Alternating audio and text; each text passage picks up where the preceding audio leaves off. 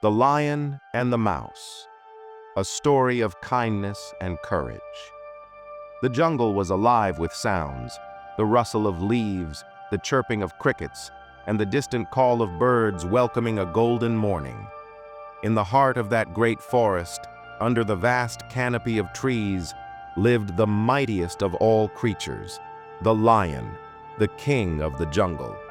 He was strong and majestic, with a mane as golden as the rays of the sun and eyes that gleamed like molten amber. Every step he took made the ground seem to tremble. When he roared, the whole forest went silent. Even the wind seemed to pause in respect. But for all his power, the lion lived peacefully. He hunted only when he needed to, and most of the time, he preferred resting beneath his favorite tree, a huge, ancient fig tree whose branches spread wide like the arms of an old guardian. One lazy afternoon, after a grand meal, the lion stretched his enormous paws and lay down in the cool shade. The warm breeze lulled him into a deep sleep, and soon soft snores rumbled from his throat. Not far from him, under a pile of leaves, lived a tiny mouse. She was small, quick, and full of curiosity, her bright eyes always darting around, searching for adventure and crumbs to eat. That day, she was busy collecting seeds for her burrow when the delicious scent of leftover meat drifted toward her. Someone must have feasted nearby, she whispered to herself, twitching her whiskers. Following the scent, she scurried through the grass, and before she knew it, she had reached the paw of the sleeping lion. The mouse froze. Her heart skipped a beat. There he was, the king himself, asleep before her. His chest rose and fell like a great mountain, and his whiskers twitched slightly in his dreams. But the mouse, being a little bold and a little foolish, thought, maybe I can climb over him and see the world from up high. Quietly, she began to climb up his paw, across his leg, and onto his great golden mane. But just as she reached his ear, her tiny claws tickled his skin. The lion's eyes snapped open with a thunderous roar. He sprang up and trapped the little mouse under his paw. The ground shook as he growled, "Who dares to disturb my sleep?" The mouse trembled so hard she could barely speak. "Oh, mighty lion, I didn't mean to. Please forgive me. I was only playing and lost my way. Please, great king, let me go. I promise one day I'll repay your kindness." The lion's lips curled into a smile, half amusement, half disbelief. "You? Help me?" he rumbled, his laughter echoing through the trees. "A small creature like you could never help a lion." But as he looked down at her shaking with fear, something in his heart softened. He lifted his paw gently and said, "Go, little one. You have nothing to fear. I won't harm you today." The mouse blinked in surprise, then bowed deeply. "Thank you, mighty king. I will never forget your kindness." And with that, she darted back into the tall grass. Days passed. The forest went on as usual.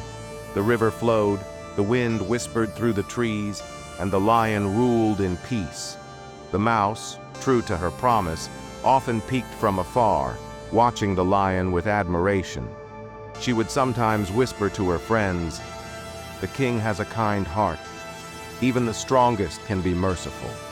Then one hot afternoon, when the sun blazed above the jungle, disaster struck. The lion was wandering near the edge of the forest, unaware that hunters had set a trap. A large net hidden under leaves, tied to a tree with strong ropes. The moment he stepped onto it, the trap sprang shut. The net flew up and caught the lion, suspending him in the air. The mighty lion roared in anger and fear. He clawed at the ropes, twisted and thrashed, but the more he struggled, the tighter the net became.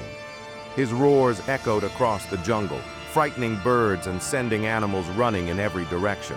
"Help!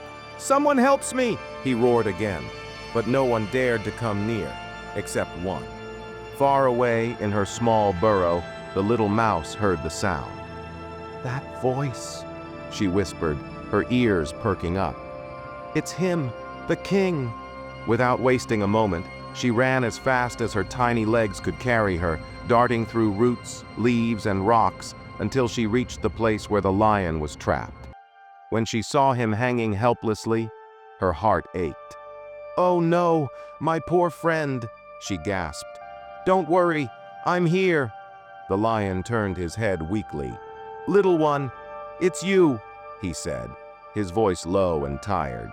"Go away, this trap is too strong. You'll get caught too." But the mouse shook her head. "No, my king, you spared my life once. Now it's my turn to help you." Without another word, she climbed onto the ropes and began to gnaw with her sharp little teeth. She chewed and chewed, bit after bit. The ropes were thick and rough, but she didn't stop. Her jaw ached, her teeth hurt, yet she kept going. Finally, one rope snapped, then another. The lion felt the net loosen, and within minutes, with one last bite, the final rope broke, and the lion dropped safely to the ground. He stood tall, shaking off the net, and looked at the mouse with deep gratitude. His golden eyes softened as he said, "Little friend, today you saved the life of the king I was wrong to think that small means weak." The mouse smiled humbly. Even the smallest creature can help the mightiest if their heart is brave and kind. The lion bowed his great head in respect. From that day onward, the lion and the mouse became the most unusual, yet inseparable, friends. The lion protected her from danger, and the mouse reminded him of humility and kindness. And so, in that ancient jungle, under the same old fig tree, a powerful lion and a tiny mouse lived as proof that no act of kindness, however small, is ever wasted, and that friendship knows no size or strength. Moral of the story: even the smallest creature can make a big difference. Kindness always finds its way back to you.